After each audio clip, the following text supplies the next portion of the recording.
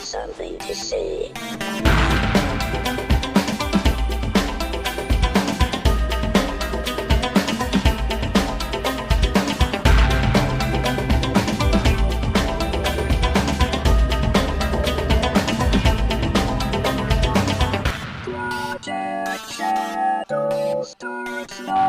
Hello everyone, and welcome to this episode of Project Shadow. My name is Charlie. You might know me better as sci-fi fantasy writer C.E. Dorset.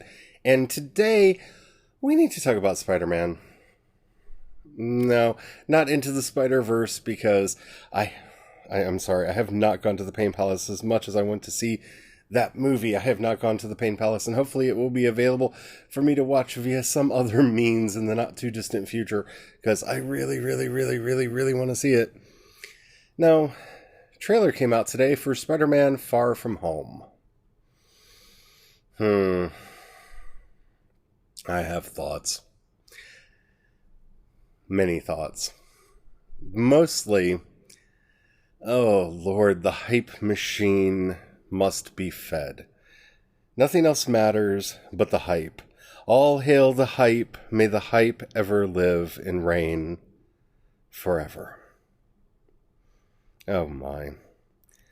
Alright, so the main thing that I have against this trailer, before I actually talk about what's in the trailer, and if you, for some reason, still haven't watched Infinity War and you don't know how it ended, there's spoilers, but I can't imagine not knowing by now. Peter Parker dies at the end of Infinity War. And yes, I, like a lot of people, expect him and many of the other characters to be undeadified by the end of Avengers Endgame. Yeah. Well, we know he is. Yeah, we definitely know he is. So, oh, and we also know that Nick Fury gets undeadified, because Nick Fury dies at the end of Avengers Infinity War as well. So that's 2 down. And I don't think it's too surprising that these characters are going to somehow miraculously survive through whatever mechanism that they use in Avengers Endgame, though I have postulated about that on a previous episode, so I invite you to go back and take a listen to that and find out what I said. But because I don't want to spend time on it in this one. But it feels so problematic that we're getting trailers that are spoiling a movie that hasn't come out yet. And a different movie. This is the problem with the current hype culture and the current, way the industry is working. Because yes, we knew that they weren't going to just do one Tom Holland Spider-Man movie, that was an emotional moment for us, and that he would come back. And yeah, I think we all kind of knew that. Even if you didn't know the film schedule, that, they had more Spider-Man movies planned. Though, I mean, they could have thrown us all for a loop and, recast the character or done a Miles Morales live-action movie. And since I don't expect this film to spend too much time on the events of the previous Avengers movies, I don't know that they had the time and space, but it would have been very interesting if the trailer for this movie was just scenes of, Aunt May and various people from school without Peter Parker in it. I think that's something that would have been interesting and gotten us hyped, because it's a Spider-Man movie, so we expect Spider-Man in it. But if we didn't see Tom Holland, I that could have added to the overall hype, right? Because if it's a Spider-Man movie, how are they going to do a Spider-Man movie without Peter Parker? Where's Peter Parker? Why haven't they shown us Peter Parker? Why does Aunt May look so sad? What's going on? What's going on? And the hype would have been crazy. But of course, that's not what they chose to do. Advertising they do this so often with trailers that this has just kind of become a flashpoint in my brain. Because it's I would almost say a trope at this point that the trailers are going to spoil certain events of the movies because they can't help but do it. Because they want to show the most exciting things and do the most exciting clips so that they can really generate all the hype that they can possibly hype and the hype to get you excited to go see these movies.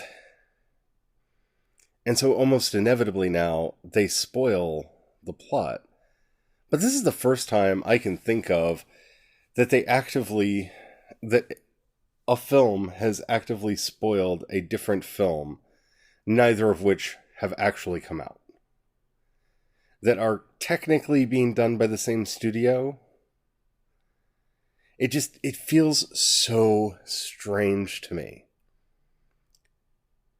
And I don't think it was a great idea, because it gets rid of some of the tension going into Endgame, because we now know that at least one character is going to survive. And while, again, like I said, we could have kind of guessed that, because Into the Spider-Verse happened, they introduced us to a plethora of Spider-Men. And so the reveal at the end of Endgame could have been, oh, look, it's Spider-Gwen. Or, hey, look, it's, this Spider-Man or that Spider, one of the infinite world of Spider-Men that they're introducing to the wider world now. That is a possible surprise that could have happened. Just like all of us are expecting that Hugh Jackman will show up at some point as Wolverine or something like that. I don't know if that's going to happen, but that's a rumor that's been going around for a very long time. The universe is going to get reset, and part of that reset is, oh yeah, we now own Fox, and so all of the Fox stuff can happen here now. It's frustrating on so many levels. And I don't know that this necessarily had to happen this way. So, Endgame is going to come out on April 26th, and Spider-Man Far From Home on July 5th. And they couldn't wait. They just couldn't wait. And yes, I understand you've got to start getting people hyped and you've got to start getting people excited. This whole industry has really gotten to a place where I'm almost getting fed up with it. And it's not the idea of cinematic universes. I think that that's a wonderful, wonderful thing. I really like that we get to spend time in the Marvel Cinematic Universe with characters that probably couldn't carry their own movies. Like, I'm not sure if a big budget Winter Soldier movie could work, but we've gotten to really know Bucky through the various movies that he's appeared in. And that's a brilliant thing. That's a wonderful thing. That's a character that we wouldn't have gotten to spend time with in the way that we have, or the level of detail that we have. And the way we get to know these characters through having watched all these movies over the last 10 years has really enriched the experience of the films. So I'm not against that. My problem is this hype train that requires you to tell us more than we need to know. I didn't need to know that Tom Holland's Spider-Man survived. You didn't need to tell me that this far out. You could wait till the Avengers Endgame trailer came out and spoiled that for me. Because, they're not going to be able to resist. It's kind of like will Spider-Man be in Civil War? No, yes, no, yes, no, yes. Oh, here's a trailer. There he is. Oh, thank you. Surprise gone. And again, it's all in the name of hype, because without hype, you have nothing. I don't know. I knew this film was coming, and I have this wonderful ability in the back of my head to hold competing notions in my head at the same time. It's kind of like the death of Superman. You know Superman's not really dead, and Superman's going to come back because he's Superman. They're not going to just relinquish the IP and never use him again. But this is such a cynical appeal to hype. It's so frustrating. And it worked. That may be the worst part of this entire thing, is it worked. Brian and I watched the trailer this morning, and we were both just jumping for joy because it looks really good, and we'll be talking about the trailer itself in depth in a moment. But it worked. It got us both hyped for this movie. It looks really cool, and I'm excited for the stuff that's going to be happening in it. And I'm not a big fan of Jake Gyllenhaal, and I apologize for that because I know that offends some people. But I'm not a big fan of Jake Gyllenhaal. And getting to see him in the trailer, it made me feel better that he's not going to upset me, I don't think. I think he's going to work in the film, but again, we'll talk about that more. But, like, there was this sour bitterness, like, the moment the trailer was over. And it took me a while to realize what it was. And it's because with the Avengers Endgame trailer that came out, they hit just the right note. The only characters we saw running around were characters that we already knew survived Infinity War, with one brilliant exception. At the very end, when Ant-Man shows up, we didn't know what happened to him. He was lost in the quantum realm the last time we saw him. And I almost feel like that's going to be the opening of the movie, is him escaping the quantum realm. Or a news report recapping the events of Infinity War and setting the stage for what's happening now. Or a briefing at the Avengers quarters. Something like that. But, oh my goodness. It hit such the right tone.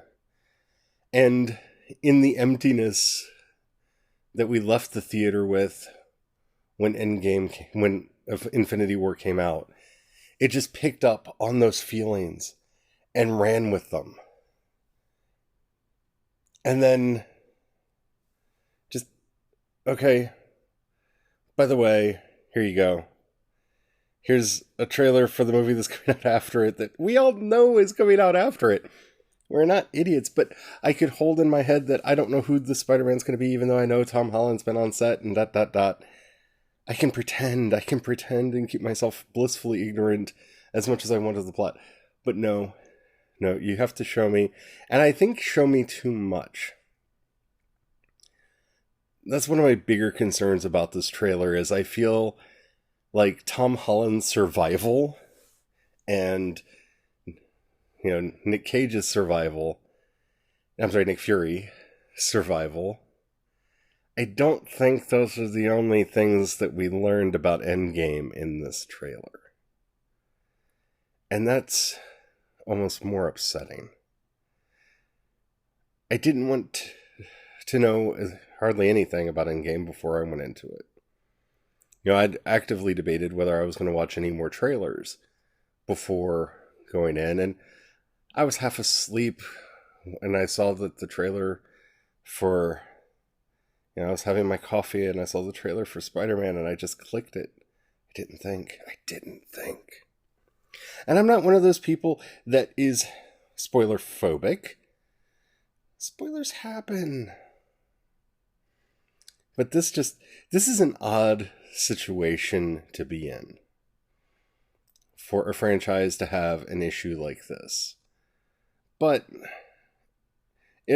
you may think I've belabored the point a bit too much, but this is something that we need to be thinking about going on in the future, especially if we're going to continue with these cinematic universes and the other things that they entail. Because I don't think the studios have fully thought out what this means. And I don't even have to say I know. Because you look at how they tried to roll out the Dark Universe and some of the other cinematic universe ideas that they've tried to push forward. Yeah. I don't think that they quite understand this idea of serialized storytelling. Because let's be honest, that's what we're back to. This is the days of the old Buck Rogers serials. But, I don't know, we'll see. Okay, after the break, let's actually talk about the trailer. So, we're back. Yeah. Okay, so the trailer came out for Far From Home. Spider-Man Far From Home. And again, this is cute. This is something that, these naming conventions that they're coming from, yeah, I get it. Get it as Star Trek, and it's Star Trek Into Darkness. Get it because you're trekking into darkness, and Star Trek Beyond because we're trekking beyond. And, we had Spider-Man Homecoming, which was literally about homecoming. And now we have Spider-Man Far From Home because he's literally going to Europe. But get it, it's Far From Home because it's not homecoming anymore. Ah, get it? Yeah. Yeah. I get that it's not easy to come up with a cutesy title for something, but this naming convention thing is not my favorite. Because at least with Age of Ultron or Infinity War or Winter Soldier, you have an idea of what you're getting. Like, they set you up for the story that you're going to be getting. Captain America's Civil War. That's a good title. Far From Home could be anything. And that's just a little gripe. But, like I said, I really like the trailer. Okay, so as I am talking about the trailer, I do want to give you the possible spoiler warnings. Well, definite spoiler warnings if you haven't seen the trailer. Because I'm going to definitely be talking about what's in the trailer. But I have some ideas of what we might be able to infer from the trailer about both this movie and Avengers Endgame. And I might be right about those things. So if you don't want to be spoiled on them, like I may be, then, you know what to do. Alrighty, so first of all, I think, I feel, I sense Tony Stark is dead. Yeah. I really got a sense from the beginning of this trailer that Tony Stark is dead. And the reason for that is Happy showing up with a check. There was something about that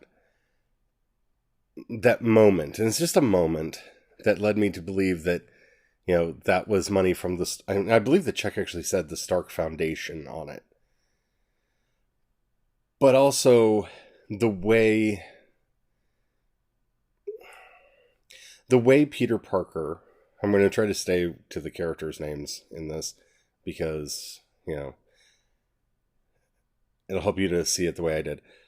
The way Peter Parker looked at the suit hanging there in his closet, the Iron Spider suit, the last suit that he got from Tony Stark, the suit he was wearing when he went into outer space and died, only to somehow come back.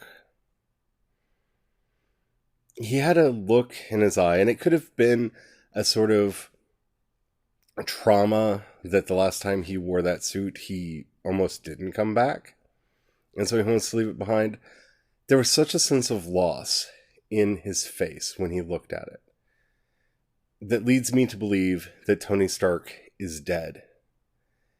And he can't bring himself to be the Spider-Man anymore. Because of what happened to Tony, because of what happened to him. Which also leads me to believe that Tony will die to save him in the Avengers Endgame. So, if I'm right,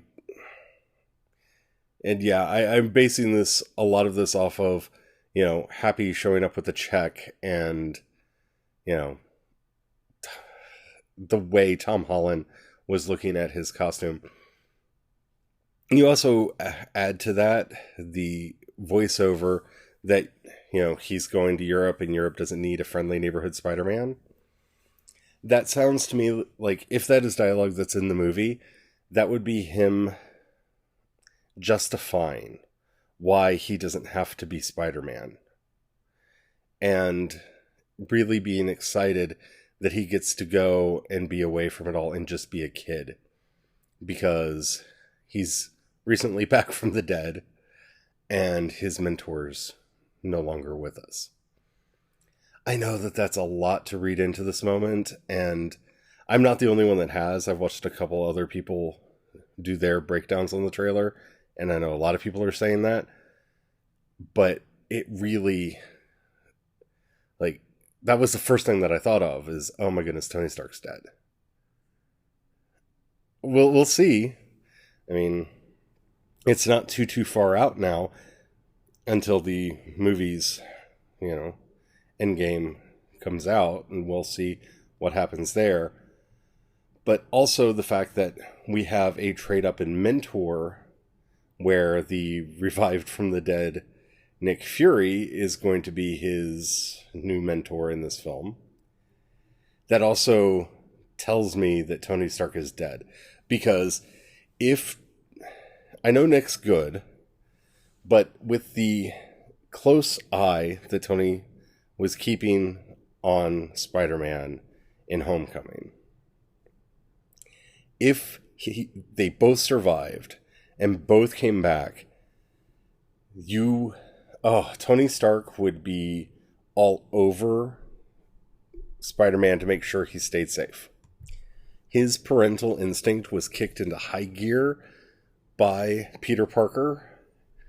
And yeah, I don't see Tony allowing Nick Fury to co-opt Spider-Man for a dangerous mission. We know how Nick Fury and Tony got along.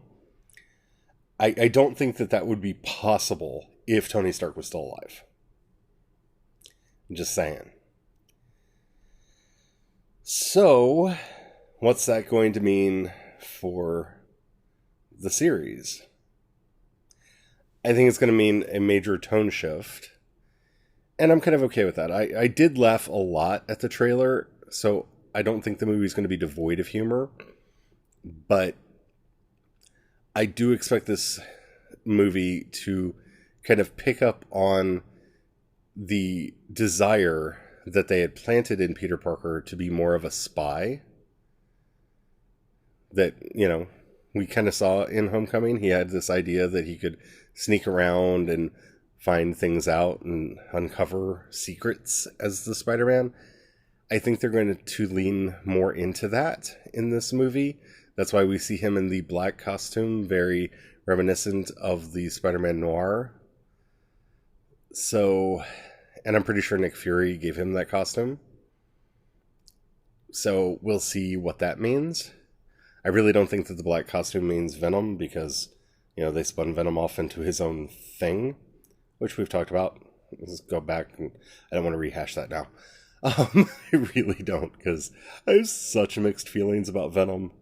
I understand why so many people went to watch it. I understand why it's going to be getting sequels.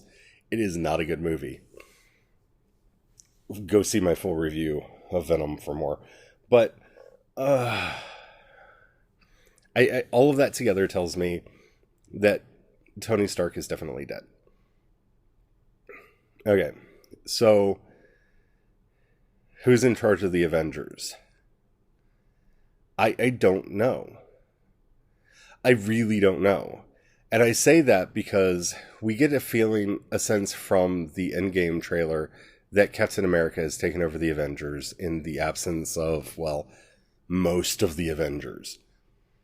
If Nick Fury has come back out of hiding, even if he's not public, if he's out enough that he's willing to approach Peter Parker and impress him into service, this leads me to believe that this film is going to end up being kind of like the Secret Wars story, which we kind of saw play out a little bit on Agents of S.H.I.E.L.D., but not to the full extent that it did in the comics.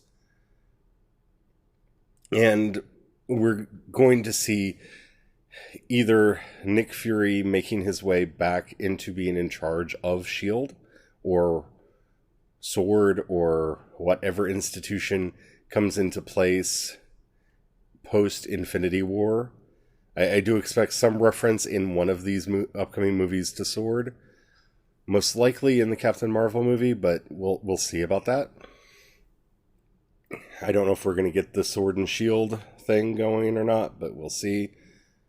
If they're going to go darker with that, we might get to see Hammer. I definitely feel like we're going to see some talk of Sword, because they're going into the wider cosmic stories in the next phase.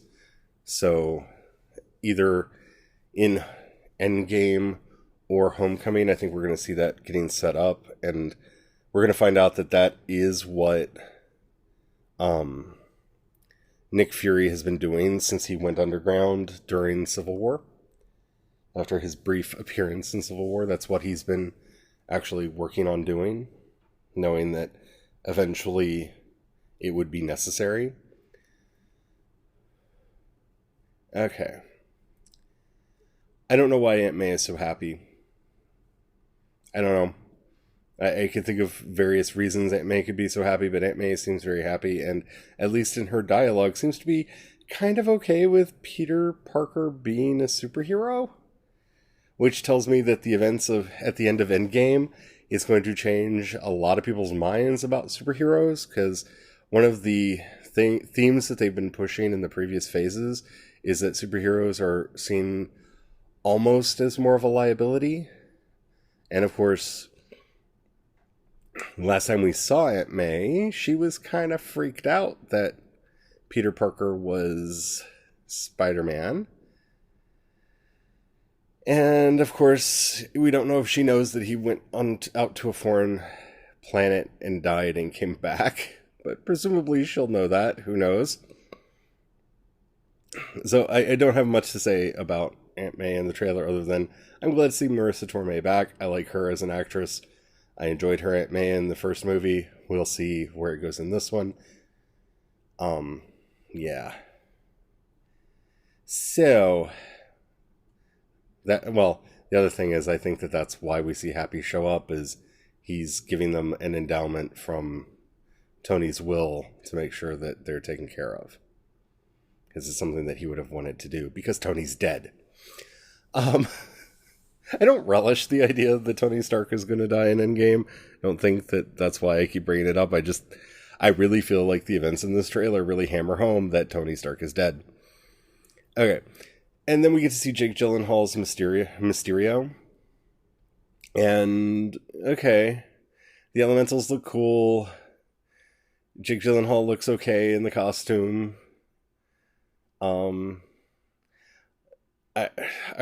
I feel like I can't credit this theory to myself anymore because I've seen a lot of people say it out loud before I did. But yeah, he's going to pretend to be a hero. He's going to pretend to be a good guy.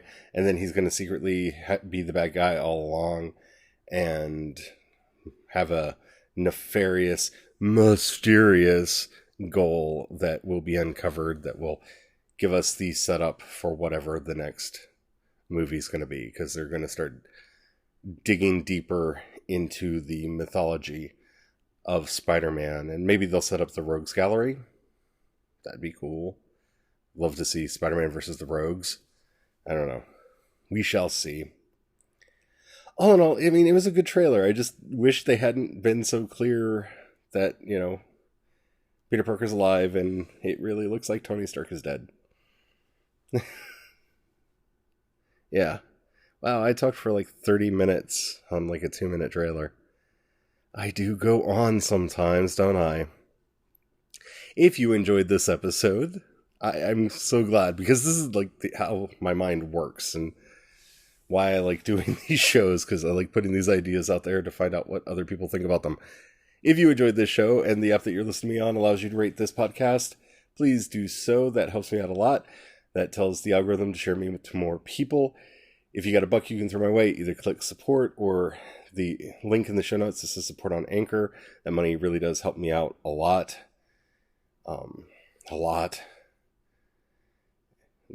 If you have any questions or comments, please download the Anchor app at anchor.fm and send me a voice message through there. It can be up to 1 minute long, being a question, a comment, or, a suggestion for a topic you'd like to hear me discuss. I really like doing those, and I would like to do more.